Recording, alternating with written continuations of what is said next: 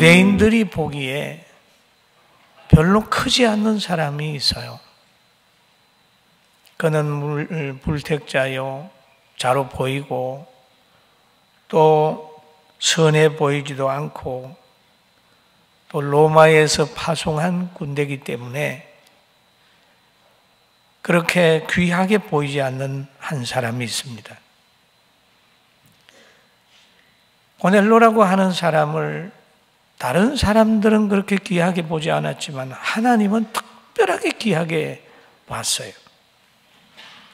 그래서 예수님이 태어난 후에 한 40년경에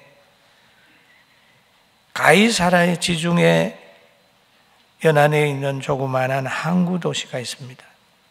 그게 로마에서 파송된 총독이 거하게 됩니다.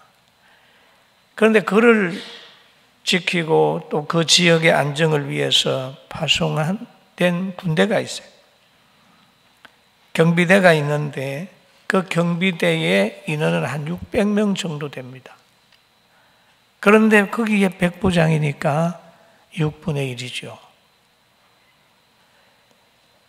그 사람은 하나님이 인정하는 사람이 됐어요. 왜 그랬을까요? 로마의 군인들은 왕을 섬겨야 되는 거예요. 그런데 그는 하나님을 믿었어요. 예수 그리스도를 구주로 믿었어요. 할렐루야. 그러나 그 당시에 신자들이나 유대인들은 그가 하나님을 믿는 것을 인정하려고 하지 않았습니다. 그러나 고넬로는 그런 상황 속에서도 늘 믿음 생활을 하면서 하나님 앞에 인정받는 삶을 살았어요. 그래서 하나님이 그 사람을 깨끗하게 만들어 주셨어요. 이 하나님 앞에 인정받는 고넬로의 삶을 보면 참 행복한 삶이었어요. 사도행전 10장 2절에 보면 이런 말씀이 있죠. 그가 경건하여 온 집안과 더불어 하나님을 경외하며 백성을 많이 구제하고 하나님께 항상 기도하더니 그랬습니다. 여러분, 믿음이 하나 된 가정 얼마나 행복해요. 신앙의 동질이 이루어진 가정 얼마나 행복해요. 이 가정들에는 함께 기도해요. 또 영혼의 동질이 이루어졌기 때문에 늘 땅에 살면서도 하늘의 소망을 두고 살기 때문에 이별이 없어요. 가정이 해체되지 않습니다. 여러분, 신앙의 동질이 이루어진다고 하면 어려움이 오면 함께 기도 제목으로 생각을 해서 함께 기도해요. 더 뜨거워져요. 그러나 신앙의 동질을 이루지 못하는 사람들이 어려운 일을 만나면은 세상적으로 해결하려고 하다가 가정이 해체되기도 하고 또 여러 가지 실수를 범할 때가 있습니다.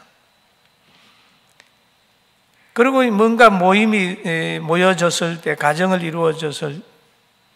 이룰 때에 미모나 물질이나 환경 중심으로 생각하고 만나고 이루어 간다면 그것이 없어지면 헤어져 버리고 맙니다.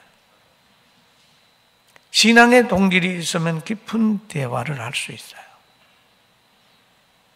과거의 일을 얘기하면서 그때는 하나님이 오늘 행복하게 하려고 주신 하나님의 섭리인가 봐 라고 생각을 하고 미래를 하나님의 섭리의 눈으로 보는 거예요. 누구처럼 그럴까요? 요셉처럼.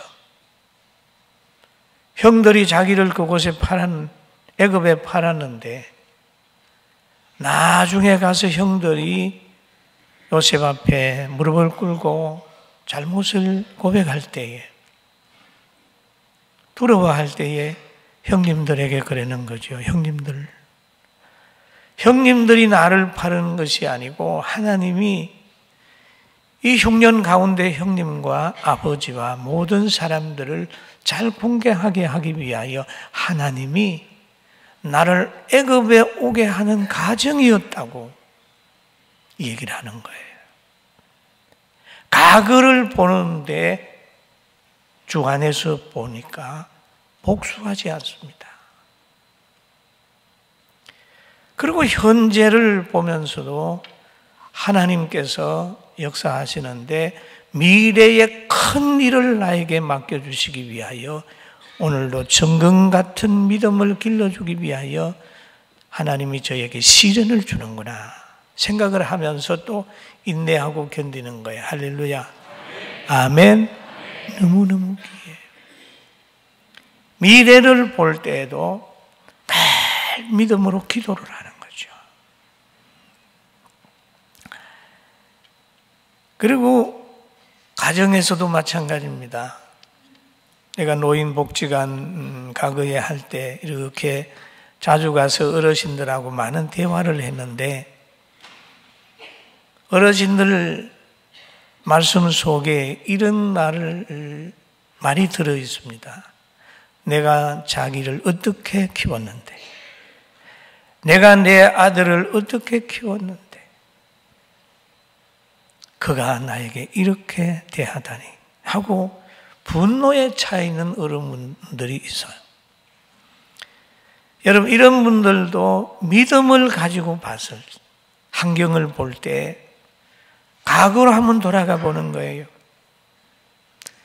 아, 내가 자녀를 그렇게 생명 들여 키우고 부모를 돌보지 않고 자녀만을 위해 헌신했더니 그도 역시 나 닮아서 부모 돌보지 않고 자녀만 돌보는구나. 내가 그렇게 했더니 그가 내가 행한 대로 돌려주는구나. 허허, 회개할 거네. 끝만 남았네. 여러분, 이렇게 본다고 하면 며느리나 사위에게 섭섭할 일이 없잖아요. 왜? 내가 심었는 거 내가 거둔다 생각을 하는 분은 그래 뭐 독도 자기가 깨고 나면은 할 말이 없잖아요. 그래, 늦었지만 내가 깨달았으니 됐다. 그러면서 기도하고 내 아들은 이 길을 가지 않게 하기 위하여 간절히 부모로 섭섭한 것이 있다고 할지라도 축복 기도하는 넉넉한 믿음의 조상이 될 수 있어요. 아멘. 아멘. 나 닮았네. 그렇게 생각을 한다면 회개하게 될 것이고, 회개하면 그 가슴에 무엇이 찾을까요? 성령의 은혜가 찾인다. 성령이 역사를 하게 되면 그 성령의 속성 속에는 사랑이 있어요. 희락이 있어요. 화평이 있어요. 온유가 있어요. 겸손이 있어요. 인내가 있어요. 그리고 감옥과 같은 현실이라 할지라도 바울 사도가 감옥에서 찬송했듯이 찬송하는 거야. 여러분, 어떤 환경 속에라도 찬송하는 넉넉함을 우리 모두가 가집시다. 그런 고넬로는 신앙의 동지를 이루는 가정을 만들었어요. 그리고 또 고넬로는 물질을 선용했습니다. 많은 백성들을 구제했다. 물질의 주인이 되면 돈을 씁니다.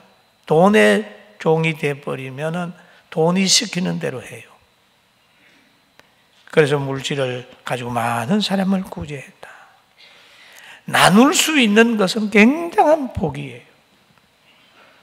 여호와를 경외하고 자기에게 속해 있는 백성들, 이웃 사람들에게 다 구제를 하는 거죠. 그리고 하나님께 항상 기도했어요. 여러분, 우리 교회가 많은 복을 받았어요. 많은 복. 성민원을 통하여 많은 사람을 구제하고 우리 성도들의 헌신을 통해 많은 사람의 구제를. 그래서 하나님이 우리 성도들에게 주는 복은 정말 불경기가 안 탈 정도의 복을 주세요. 주일 학생은 교육관에 차고 넘치고 청년들도 차고 넘치고 늘 성도들이 전도되는 사람이 점점 늘어가는 걸 보면은 그동안 우리 성도들의 헌신에 대한 하나님의 축복이 오고 있다는 것입니다. 할렐루야. 그래서 천사가 고넬로에게 나타나서 하는 말이 있어요. 두려워하지 마라. 내 기도와 구제가 하나님께 상달하고 기억한 바 되었도다 라고 했습니다. 하나님은 우리의 선행도 보시고 우리가 구제하는 것도 하나님 다 보십니다. 하나님은 심은 대로 거두게 하는 그런 복을 주십니다. 사랑으로 심으면 사랑으로 거두고 믿음으로 심으면 믿음으로 거두게 하는 거예요. 그런데 하나님이 축복하는 것을 보면은 만남을 통해서 축복을 하는 거예요. 오늘 본문에 보니까 그런 말을 하죠. 믿음의 사람에게는 제일 먼저 주시는 복이 있는데 그 복이 뭡니까? 베드로를 초청하는 복을 주신 거예요. 사도행전 10장 5절에 한번 같이 볼까요? 너가 지금 사람들을 요바에 보내어 베드로라고 하는 시몬을 청하라. 청하라. 베드로라고 하는 시몬을 청하라. 베드로는 성령의 사람이었고 하나님이 기뻐하는 사람이었습니다. 그를 만나면 바로 예수 그리스도가 누구인 것을 들을 수 있는 사람이, 전하는 사람이요 만나는 사람은 예수를 들을 수 있는 사람입니다. 그러니까 고넬로가 금방 순종을 했어요. 순종을 하게 했는데 하인 둘하고 아주 그 신하가 부하 가운데 경건한 부하를 선택을 해가지고 베드로를 모시러 보냅니다. 그런데 그 부하 가운데 경건한 사람을 선택을 했다. 힘 좋은 사람, 칼 잘 쓰는 사람, 그런 사람이 아니라 경건한 사람. 그리고 공손한 자세로 상대를 높여줄 수 있는 사람을 보냈어요. 여러분, 바로 고넬로가 주의 종을 대할 때에 경건하게 대하는 거예요. 공손하게 대하는 겁니다. 그 말에 그게 표현이죠. 하나님을 두려워하고 하나님을 경배하는 거예요. 경건이에요. 예배도 경건하게 드리고 주의 종을 대할 때도 경건하게 대하고 성도들을 대할 때도 공손하게 경건하게 대하는 거죠. 함부로 대하면 안 됩니다. 그리고 하나님의 계시가 고넬로에게 임하게 되니까 고넬로는 순종했어요. 그런데 하나님은 베드로에게도 또 계시를 하는 거예요. 고넬로가 사람을 보내면 응할 수 있는 환경을 만든 겁니다. 그래서 사도행전 10장 11절에 보니까 베드로가 기도할 때에 이런 환상이 임하게 되는 겁니다. 같이 한번 볼까요? 하늘이 열리며 한 그릇이 내려오는 것을 보니 큰 보자기 같고 내 귀를 메어 땅에 들이웠더라. 큰 보자기가 내려오는데 거기에 뭐가 있느냐? 12절에 보니까 그 안에는 땅에 있는 각종 네 발 가진 짐승과 기는 것과 공중에 나는 것들이더라. 그게 가득 있어요. 하늘에서 내려왔다. 이 계시는 하늘에서 내려온 것이고, 그런데 베드로가 보기에는 구약 성경에 이서 먹지 말라고 하는 짐승이 내려왔단 말이에요.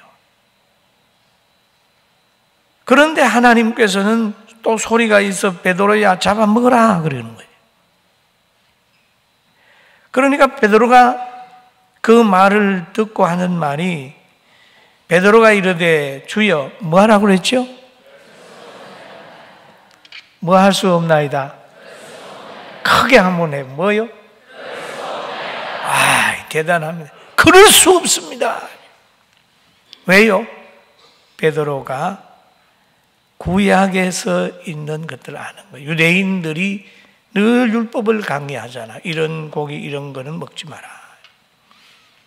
이걸 잘 지킨 사람이 누구는 다니엘이 바벨론에 가서 포로생으로 가서 교육받을 때 뜻을 정하고 이런 고기를 먹지 않으려고 했었잖아요. 그런데 오늘 여기에서 이 고기에 대한 비유는 이방인을 비유한 겁니다. 그냥 짐승이 아니고 사상적인 것을 표현하는 부분도 있어요.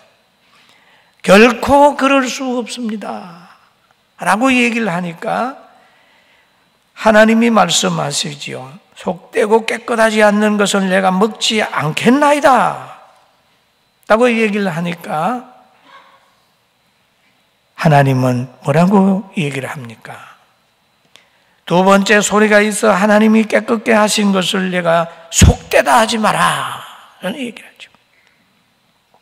이 보자기에 들어있는 건 이방인들의 지식과 교훈과 교제와 모든 것들과 이게 교류하고 하는 그런 거죠. 율법의 가치관으로 보니까 그럴 수 없나이다 그랬는데 복음의 가치는 율법을 뛰어넘는 거예요. 율법으로 보면은 악인은 악하게 갚아줘야 되잖아요. 눈은 눈으로, 이는 이로 그러잖아요. 원수는 죽여야 되지 않습니까? 그러나 복음은, 율법은 그렇지만 복음은 원수를 사랑하라. 대적자를 위해서 기도하라. 라고 얘기를 하잖아요. 여러분, 우리는 다 복음 안에 있습니다. 아멘. 아멘. 그리고 우리 모든 죄도 예수님 안에서 다 해결이 된 거예요. 왜 그럴까요? 율법에서 자유함을 얻었어요. 우리는 깨끗하게 하나님이 했기 때문에 죄를 졌음에도 거룩하신 하나님과 교통할 수 있는 거예요. 왜 예수님이 깨끗하게 했기 때문입니다. 할렐루야. 하나님이 하신 일에는 이유되지 마라. 하나님이 짝주어 주신 것을 나누려고 하지 마라.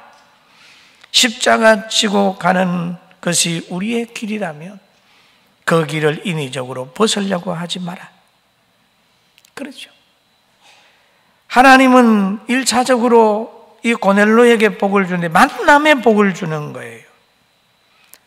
여러분, 좋은 총각은요, 현숙한 여인을 만납니다. 하나님이 그런 여인을 만나게 해줘요. 방탕한 남자는 꽃뱀을 만나요. 뭘 만나요? 꽃뱀 나무래지 마세요. 방탕하니까 만나는 거예요. 거룩한 여인은 복된 남자를 만납니다. 믿음, 아브라함처럼 그런 좋은 남자를 만날 수 있죠. 거룩한 일에 수종 들고 가정을 세워가는 그런 일을 하는 거예요. 성도가 복을 받으면 성령의 역사하는 지도자를 만나고 교회를 잘 만나는 겁니다. 아멘. 교회를 잘 만나요. 말세에 교회를 잘 만나야 되고 목사도 성도들을 잘 만나야 됩니다.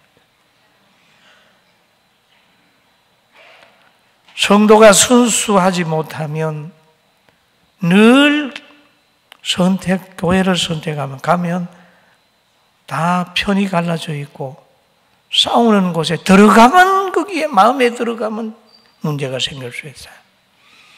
여러분, 고넬로처럼 잘 기도하셔서 하나님이 기뻐하는 교회를 선택하고 기뻐하는 동역자를 선택하고 하나님이 기뻐하는 장로님 만나고 기뻐하는 목사 만날 수 있는 복을 받게 되길 주의 이름으로 축원합니다. 그리고 성령의 계시로 베드로와 고넬로의 만남이 이루어졌습니다. 두 사람 다 하나님이 만나게 한 거예요. 베드로가 한 상을 생각할 때에 성령께서 말씀합니다. 일어나 의심치 말고 함께 가라.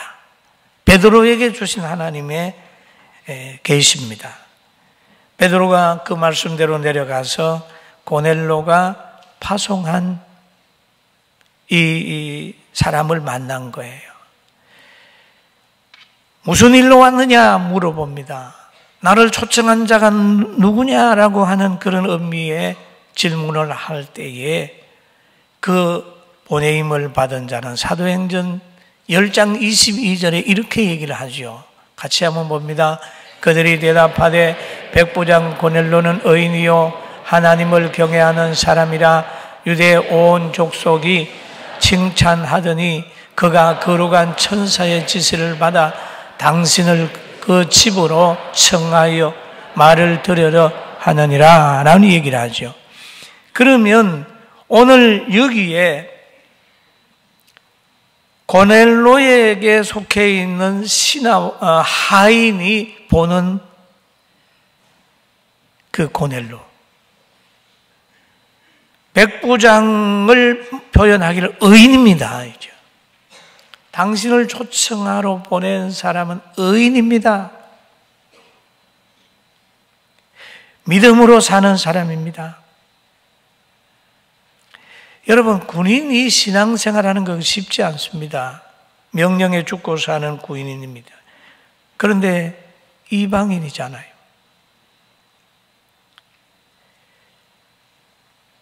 그러니까 오늘 우리 이 본문 속에서 한번 생각해야 될 것은 내가 누구를 신부로 보내는데 그 사람이 상대에게 가서 나를 어떻게 평가할까 생각을 해보는 거죠.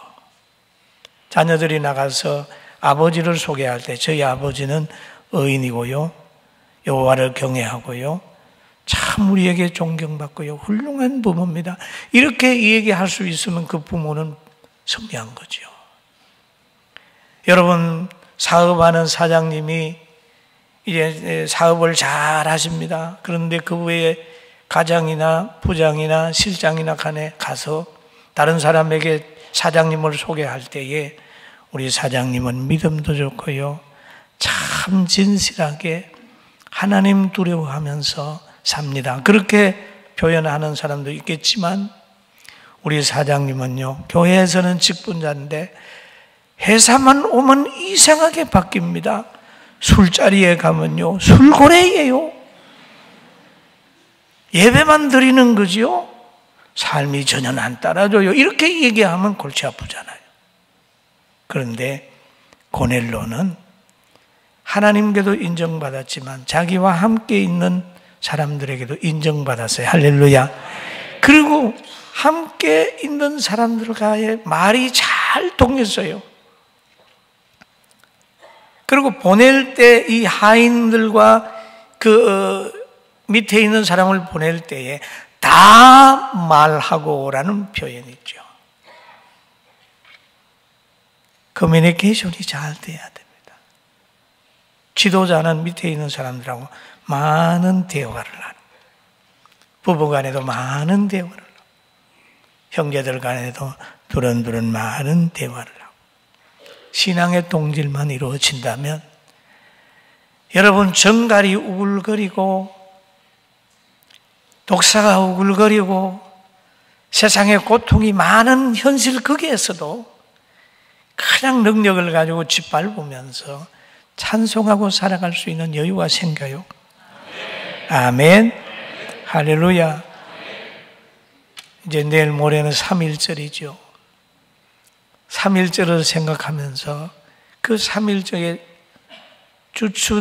거기에서 주관한 사람이 누군지 생각해 봐야 됩니다.